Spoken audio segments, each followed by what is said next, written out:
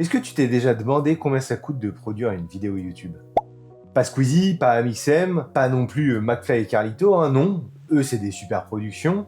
Tiens, petit screenshot de la description d'une de leurs vidéos. D'ailleurs, j'en profite pour leur dire bravo à eux, hein, de lister toute l'équipe de prod. J'ai l'impression que tout le monde ne fait pas ça sur Internet. Non, là, je te parle d'une simple vidéo facecam. De combien ça coûte de faire une vidéo YouTube pour un petit. Il y a quelques semaines, je dropais ici le bilan de mon premier trimestre de ma nouvelle vie. Et je me rends compte que j'ai juste fait une basic list de mes dépenses. J'ai donné quelques chiffres, par-ci, par-là, mais ça m'a pas du tout traversé l'esprit de calculer combien ça me coûte de produire une vidéo. Et c'est vrai que sur Internet, tu trouves plein d'articles à propos de combien gagnent les youtubeurs, mais combien ça coûte de faire vivre une chaîne YouTube quand t'es petit. D'ailleurs, même pas forcément quand t'es petit, mais là, dans mon cas présent, c'est ça. Et que tu fais tout toi-même et que ça te rapporte rien en contrepartie, ça, personne n'en parle. Alors pour toi, bon, j'avoue un peu pour moi aussi parce que je trouve ça intéressant, aujourd'hui, je sors la calculette. Bon, j'entends déjà les commentaires. Ça coûte que dalle de faire des vidéos YouTube, suffit d'avoir un iPhone et un PC potable. Il y a plein de logiciels gratos, c'est pas le matos qui compte. Suffit de savoir l'utiliser et de prendre son temps. Bah ouais, c'est vrai. Mais quand même avec 2-3 petites nuances. Nuance numéro 1, filmer avec ton iPhone. Alors oui, la qualité elle est là, d'ailleurs le son aussi, hein, c'est pas si pire, sauf que ça se remplit vite ces petites bêtes. Tu vois, moi je suis pas ce qu'on appelle un power user de smartphone. Hein. Moi j'utilise pas mon téléphone intensivement, je vais juste sur YouTube, j'ai une dizaine d'apps dessus, et pourtant il me reste moins de 30 Go de libre sur les 128 Go de base de l'iPhone. Et 30 Go, faut savoir que c'est seulement quelques dizaines de minutes enregistrées en 4K. Ça veut dire que filmer avec mon téléphone, en plus de zigouiller carrément ma batterie, ça me bouffe littéralement tout l'espace que j'ai encore de disponible, et après je peux même plus faire de photos, je peux plus rien faire avec. Mais disons que je suis quand même un peu prêt à faire l'effort. Une fois que j'ai, mes 25 Go de rush, faut aussi les sortir de mon téléphone. Et là, très honnêtement, j'ai tout regardé, toutes les options elles sont pénibles. Premièrement, tu peux passer par iCloud. Bon, ça met 3 plombes à uploader la vidéo directement sur le cloud. Et ensuite, faut retélécharger la vidéo. En plus, ça prend carrément toute la place qui te reste sur iCloud. Donc, tu te fais harceler pour passer au forfait payant, ou si tu payes déjà, passer au forfait du dessus. C'est pénible. Deuxième possibilité, passer par AirDrop. Ça marche, mais faut un Mac. Moi, j'ai un PC. Voilà, fin de l'histoire. Je suis pas prêt à payer 1500 balles de plus que mon ordi actuel, juste pour avoir un Mac. En tout cas, pas aujourd'hui. Et après, sinon, il reste la possibilité de brancher directement l'iPhone sur mon PC en USB. Oui, ça marche. Je l'ai déjà fait auparavant, mais c'est carrément super lent. Et en plus, quand ton smartphone il est branché à ton PC, tu peux rien faire avec, parce qu'il est à 1 mètre de ton PC, c'est giga relou. D'autant que en Lightning, les vitesses de transfert, elles sont pas fulgurantes. Donc, juste t'attends plusieurs minutes que la vidéo elle se transfère sur ton PC. Bref, il y a 3 méthodes possibles qui sont pas spécialement fluides. Et ça s'arrête pas là. Parce qu'une fois que tu as les rushs sur ton PC, faut encore faire le ménage, il faut les supprimer de partout. Il faut les supprimer de ton téléphone en lui-même, il faut les supprimer, en plus de la corbeille ou des fraîchement supprimés pour que ça vraiment te libère l'espace. Et en plus, si jamais tu as activé iCloud, faut que tu le supprimes de ta sauvegarde, faut que tu le supprimes d'iCloud, bref, c'est une grosse galère. Donc voilà, la nuance numéro 1, c'est que filmer au smartphone, c'est pas tout à fait gratuit, ou en tout cas, si c'est pas en euros, c'est en temps et en galère. Nuance numéro 2, les logiciels gratuits. Alors pour ça, très franchement, il n'y a pas de débat. Non, les logiciels gratuits, en tout cas pour la plupart, soit ils ont une limite, genre la taille de la vidéo en sortie, ou encore un watermark tout le long de la vidéo, soit il n'y a carrément aucune communauté active. Et donc, tu perds un temps monstre à monter en compétences et faire ce que tu as besoin de faire. Non, faut bien avoir en tête que la suite Adobe, c'est la référence. Oui, il y a GIMP, mais Photoshop, ça lui-même est une longueur d'avance, c'est incomparable. Et oui, pour monter tes vidéos, tu as un truc qui s'appelle DaVinci, mais en termes purement accessibles, Premiere a des caisses et des caisses de tutos, des milliers de ressources disponibles gratuitement sur le net. Et on va pas se mentir, si tu recherches une formation, souvent tu trouves une formation avec des logiciels qui sont le standard du marché. Et aujourd'hui, le standard, malheureusement, c'est la suite Adobe. Nuance numéro 3, les abonnements supplémentaires, genre Canva, genre Claude. Bon là, c'est clairement des outils d'aide à la production. Je pourrais m'en passer, potentiellement, mais à quel prix ? Canva, ça me permet de faire tous mes visuels sans avoir à chercher des assets sur des sites obscurs sur internet et sans risque d'enfreindre aucun droit d'auteur. Et Claude, bah franchement, il n'y a pas photo, hein, c'est juste mon assistant personnel. Sans lui, j'écrirais mes scripts 3 fois plus lentement. Ça m'aide à structurer ma pensée, ça m'aide à faire des choix, ça m'aide à me souvenir des trucs que j'ai notés pour plus tard. Moi, j'ai pas d'équipe, je bosse tout seul, donc je cherche des optimisations pour me libérer du temps. Jetez-moi la pierre si vous voulez, mais moi je trouve ça incroyable. La version gratuite, elle n'est pas suffisante pour mon utilisation, sinon je passerai mon temps à attendre que la limite d'utilisation saute, et ça tous les jours. Ce serait super pénible parce que tu commandes pas en fait le moment où tu es inspiré. Donc tu as envie de l'avoir de disponible quand tu as besoin de t'en servir. Et puis oui, les agrégateurs, c'est moins cher, mais ils n'arrivent clairement pas à la cheville de ChatGPT ou Claude en termes de capacité de conserver le contexte sur des conversations longues, donc quand tu as besoin de faire du brainstorming, quand tu as besoin d'itérer avec l'intelligence artificielle. Donc oui, je peux techniquement faire une vidéo à 0 €. Mais j'aurais rangé mon carnet de chèques au profit de multiples heures de galère, en plus de toutes les galères que j'ai actuellement. Alors, maintenant, si ça compte pas 0 € de produire une vidéo, ça coûte combien ? On va décomposer ça proprement. Premièrement, le matos. Appareil photo, micro, lumière, disque dur. Je te l'ai dit dans mon bilan, environ 700 € au total. On va dire que je vais utiliser ce matériel pendant les 3 prochaines années, donc on appelle ça l'amortissement. À raison de 4 vidéos par mois pendant les 36 prochains mois, ça fait à peu près 144 vidéos, si bien sûr j'exclus que je fais rien pendant les vacances. 144 vidéos pour 700 €, ça veut dire que le matos me coûte environ 5 € par épisode. Ensuite, il y a les abonnements. Je te l'ai dit il y a 2 minutes, la suite Adobe pour le montage, c'est la référence. Ça, la référence, elle se paye 660 € par an. Mon abonnement Claude, 220 € par an, et Canva pour mes visuels, 110 € par an. Au total, ça grimpe à peu près à 1000 balles par an pour 48 vidéos à l'année.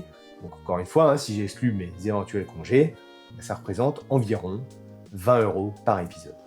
Et enfin, ma petite touche personnelle, l'ADA de la chaîne, les casquettes. J'en consomme une différente par épisode et ça, c'est un budget parce que si je regarde sur les dernières vidéos, ça m'a coûté à peu près 15 balles par casquette. Donc total, entre 30 et 40 € par épisode, soit à peu près 150 € par mois pour produire une vidéo à mon rythme actuel. Et toi, t'abonner, ça te coûte combien ? 0. À peine quelques secondes, contrairement aux heures pour produire ces vidéos. Donc si t'as pas encore appuyé sur le bouton, tu sais ce qu'il te reste à faire. Merci. Et puis il y a quand même un coût dont j'ai pas encore parlé jusqu'ici, le coût psychologique. Oui, parce que produire, monter et s'afficher sur internet, ça coûte en stress justement de s'exposer, d'exprimer publiquement son avis, de laisser des gens voir des facettes de toi que tu n'avais jamais vraiment montrées jusqu'aujourd'hui. Et puis aussi, ça te coûte du temps. Bon, ça c'est le lot de tout travail, mais quand même, entre les tournages, le montage, les vidéos longues, les shorts, l'écriture des scripts, on parle d'une bonne quinzaine à une bonne vingtaine d'heures par semaine, selon la durée de la vidéo que je veux poster. Alors tu peux imaginer que si tu as déjà une vie bien remplie, rajouter 15 à 20 heures à écrire, filmer, poster une vidéo, c'est pas anodin. Et tout le monde n'a pas autant de temps libre sous le coude. Maintenant la question c'est, ces 150 € investis chaque mois dans les vidéos, ça rapporte quoi ? C'est quoi le ROI ? Financièrement, rien. Pour être monétisé sur YouTube, il faut atteindre 1000 abonnés et 4000 heures de visionnage sur les 12 derniers mois. Moi, je suis une petite chaîne, j'en suis à 260 abonnés, d'ailleurs c'est déjà très bien, mais pour l'instant ça veut dire que chaque vidéo que je poste, ça me coûte 30 à 40 € de ma poche, sans rien qui rentre. Ça veut dire que depuis que j'ai lancé cette chaîne, j'ai investi environ 500 € en production de vidéos qui m'ont rapporté strictement 0 €. Et alors, si cette chaîne c'est un gouffre, pourquoi je continue ? Tout simplement parce que je crois au projet. Pour moi, Cyril, c'est vraiment un pilier de ma nouvelle vie. Et je suis persuadé que la valeur, elle viendra avec le temps. Pas forcément avec de la rémunération AdSense, non, mais en visibilité, en réseau, en opportunités que je ne peux pas encore mesurer. Et puis il y a un autre truc que les chiffres ne montrent pas. Financièrement, ça rapporte rien, côté carrière non plus, en tout cas pas encore, mais côté moi, mon ressenti, ma qualité de vie, là où j'en suis dans ma vie, là, clairement, je gagne beaucoup. Même si le virage est encore en cours, même si c'est instable et que ça m'angoisse par moment, c'est un confort incomparable à ce que j'ai vécu avant en tant que salarié. Cette sensation de faire des trucs qui ont potentiellement un impact direct sur ma vie, c'est vraiment fou, c'est vraiment incroyable. Et ça, c'est galvanisant. Mais bon, les crédits, ils se remboursent pas tout seuls, hein, donc faut essayer de réduire l'hémorragie. Comment je peux faire pour baisser la facture et passer sous la barre des 30 € par épisode? Premier levier, et il joue déjà en ma faveur, c'est la mutualisation. J'ai de la chance que la suite Adobe, elle contienne tout pour à la fois le montage vidéo et la photo. Et par chance, Amazon a été clément et elle m'a remboursé un abonnement d'1 an à peine commencé pour Lightroom et Photoshop. Comme ça, j'ai pu basculer en fait sur la suite Adobe complète. Bon, c'est pas grand chose, c'est 55 € seulement, mais c'est toujours ça de prix. Deuxième levier, revoir mes abonnements. Là, je pense pas que ce soit vraiment possible de réviser la facture. De toute façon, les sous, ils sont déjà partis puisque j'ai payé l'année d'un coup, comme ça, ça m'a permis aussi de payer un petit peu moins cher. Hein. Et même si je voulais, je vois pas trop comment couper. J'ai Photoshop, donc je pourrais tenter d'essayer de me passer de Canva. Et puis sinon, je pourrais aussi essayer de me passer de Claude. Mais en vrai, ça accélère tellement mon workflow et mes possibilités que je ne vois pas passer à côté. D'ailleurs, Canva et Claude, je commence même à les utiliser dans d'autres aspects de ma vie. Typiquement, mes flyers pour la photo animalière, je les fais sur Canva. J'ai aussi certaines publications sur Instagram que je fais. Et Claude, tranquillement, ça devient mon assistant personnel. Ça m'aide à la prise de décision, toujours à peser le pour et le contre, à approfondir mes réflexions. Difficile de m'en passer. Oui, j'aurais pu passer par un autre truc que Claude, par Perplexity ou par un agrégateur. Mais comme je te le disais tout à l'heure, la pertinence du contexte que Claude ou ChatGPT ça t'offre, c'est introuvable sur les autres trucs du marché. Troisième levier, le matos. Je pourrais faire l'effort de revendre les derniers appareils que j'ai achetés et utiliser mes appareils photo. C'est vrai. Cela dit, une fois qu'il est amorti, donc une fois que les 36 mois sont passés, il me coûtera plus un centime. À part si j'achète du nouveau matos, évidemment, mais ce point matos, ce levier à propos du matos pour réduire la facture, il est vraiment temporaire et il va se résoudre tout seul avec le temps. Quatrième et dernier levier, me libérer du matos que j'utilise pas ou que j'utilise plus, genre les micros ou les lumières que j'ai testés et qui me conviennent finalement pas, et surtout, les casquettes. Parce que oui, la DA c'est une casquette par épisode, mais dans les faits, ça revient vite cher. Oui, j'aurais pu les retourner à Amazon, vu qu'elles sont portées quoi, 1 heure en intérieur, mais c'est pas très cool comme pratique, donc j'ai plutôt opté pour une autre solution.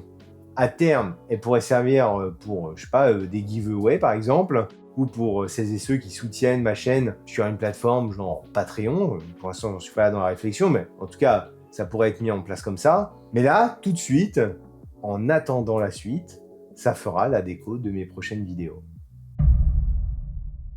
Voilà, maintenant tu sais tout. Faire des vidéos tout seul dans son bureau quand tu veux faire un truc un peu clean et que tu veux passer par des outils connus avec une communauté active et que bien évidemment tu veux rester dans la légalité, ça coûte vite 150 balles par mois pour réaliser une vidéo par semaine. 150 balles par mois pour 0 revenu, c'est ça la réalité. C'est pas gratos de faire des vidéos sur le net.